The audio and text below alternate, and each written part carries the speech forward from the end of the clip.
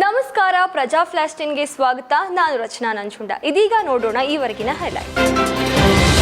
ರಾಜ್ಯದಲ್ಲಿ ಹಿಂದುಳಿದವರು, ದಲಿತರು, ಅಲ್ಪಸಂಖ್ಯಾತರು ಸೇರಿದಂತೆ ಎಲ್ಲ ವರ್ಗದ ಜನರ ಆಶೀರ್ವಾದ ಇರುವವರೆಗೆ ಮುಖ್ಯಮಂತ್ರಿ ಸಿದ್ದರಾಮಯ್ಯ ಮತ್ತು ಕಾಂಗ್ರೆಸ್ ಸರ್ಕಾರವನ್ನ ಯಾರೂ ಏನೂ ಮಾಡಲು ಸಾಧ್ಯವಿಲ್ಲ ಎಂದು ನಗರಾಭಿವೃದ್ಧಿ ಮತ್ತು ನಗರ ಯೋಜನೆ ಸಚಿವ ಭೈರತಿ ಸುರೇಶ್ ತಿಳಿಸಿದ್ದಾರೆ.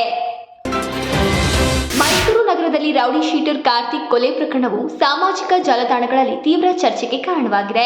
ಮೇ 5, 2025ರಂದು ಮೈಸೂರಿನ ಹೊರವಲಯದಲ್ಲಿ ನಡೆದ ಕೊಲೆ ಪ್ರಕರಣದ ಬಳಿಕ ಸಾಮಾಜಿಕ ಜಾಲತಾಣಗಳಲ್ಲಿ ಶಾಂತಿ ಮತ್ತು ಸುವ್ಯವಸ್ಥೆಗೆ ಧಕ್ಕೆ ತರುವಂತಹ ಪೋಸ್ಟ್ಗಳು ಹೆಚ್ಚಾಗಿವೆ.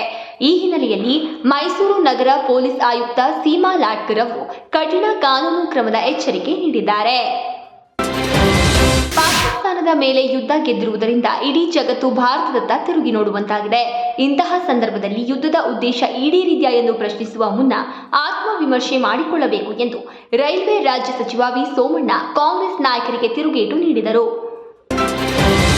ಜಾರಿ ನಿರ್ದೇಶನಾಲಯ ಇಡಿ ಧಾರವಾಡ ಕಾಂಗ್ರೆಸ್ ಶಾಸಕ ವಿನಯ್ ಕುಲಕರ್ಣಿ ವಿರುದ್ಧ ಯಾವುದೇ ಬಲವಂತದ ಕ್ರಮಗಳನ್ನು ಕೈಗೊಳ್ಳದಂತೆ ಕರ್ನಾಟಕ ಹೈಕೋರ್ಟ್ ಗುರುವಾರ ಮಧ್ಯಂತರ ಆದೇಶ ಹೊರಡಿಸಿದೆ.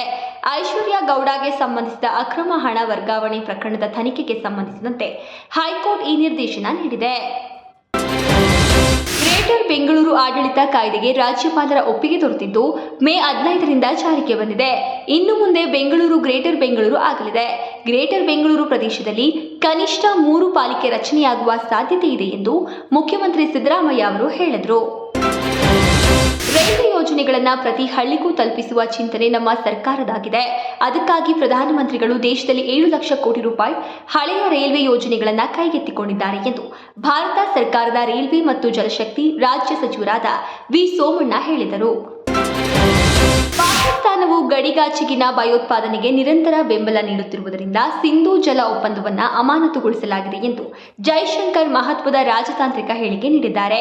ಗಡಿಯಾಚೆಗಿನ ಭಯೋತ್ಪಾದನೆ ನಿಲ್ಲುವವರೆಗೂ ಸಿಂಧೂ ಜಲ ಒಪ್ಪಂದವು ಅಮಾನತಿನಲ್ಲಿ ಮುಂದುವರಿಯುತ್ತದೆ ಎಂದು ಜೈಶಂಕರ್ ಹೇಳಿದ್ದಾರೆ. ಇರಾನ್ನ ಪರಮಾಣು ಶಸ್ತ್ರಾಸ್ತ್ರಗಳ ಅನ್ವೇಷಣೆಯನ್ನ ಕೊನೆಗೊಳಿಸಲು ಆ ದೇಶದೊಂದಿಗೆ ಒಪ್ಪಂದ ಮಾಡಿಕೊಳ್ಳಲು ತುರ್ತಾಗಿ ಬಯಸುತ್ತೇನೆ. ಆದರೆ ಮಧ್ಯಪ್ರಾಚ್ಯದಾದ್ಯಂತ ಇರಾನ್ ಛಾಯಾ ಗುಂಪುಗಳಿಗೆ ನೆರವು ನೀಡುವುದನ್ನು ನಿಲ್ಲಿಸಬೇಕು ಎಂದು ಅಮೆರಿಕ ಅಧ್ಯಕ್ಷ ಡೊನಾಲ್ಡ್ ಟ್ರಂಪ್ ಹೇಳಿದ್ದಾರೆ. ಭಾರತ ಮತ್ತು ಪಾಕಿಸ್ತಾನದ ನಡುವಿನ ಉದ್ವಿಗ್ನತೆ ಕಡಿಮೆಯಾದ ನಂತರ ಬಾಂಗ್ಲಾದೇಶ ಕ್ರಿಕೆಟ್ ತಂಡವು ಪಾಕಿಸ್ತಾನದಲ್ಲಿ 5 ಪಂದ್ಯಗಳ T20 ಸರಣಿಯನ್ನು ಆಡಲಿದೆ. ಸರ್ಕಾರದ ಅನುಮತಿಯನ್ನ ಪಡೆದ ನಂತರ ಈ ಪ್ರವಾಸ ಸಾಧ್ಯವಾಗಿದೆ. ಮೇ 17ರಿಂದ IPL ಮತ್ತು PSL ಮತ್ತೆ ಪ್ರಾರಂಭವಾಗಿದ್ದು ಕ್ರಿಕೆಟ್ ಚಟುವಟಿಕೆಗಳು ಮತ್ತೆ ಚುರುಕುಗೊಂಡಿವೆ. ಬಾಂಗ್ಲಾದೇಶ ತಂಡ ಮೊದಲು UAE ವಿರುದ್ಧ 2 T20 ಪಂದ್ಯಗಳನ್ನು ಆಡಲಿದೆ.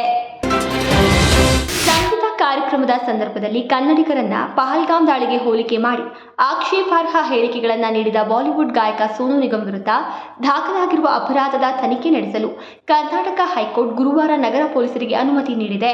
ಆದರೆ ಯಾವುದೇ ರೀತಿಯ ಬಲವಂತದ ಕ್ರಮ ತೆಗೆದುಕೊಳ್ಳದಂತೆ ಕರ್ನಾಟಕ ಹೈಕೋರ್ಟ್ ಸೂಚಿಸಿದೆ. ಇದಾಗಿತ್ತು ಈವರೆಗಿನ ಹೈಲೈಟ್ಸ್. ಮತ್ತಷ್ಟು ಅಪ್ಡೇಟ್ಸ್ಗಾಗಿ ನೋಡ್ತಾ ಇರಿ ಪ್ರಜಾಧ್ವನಿ ಟಿವಿ.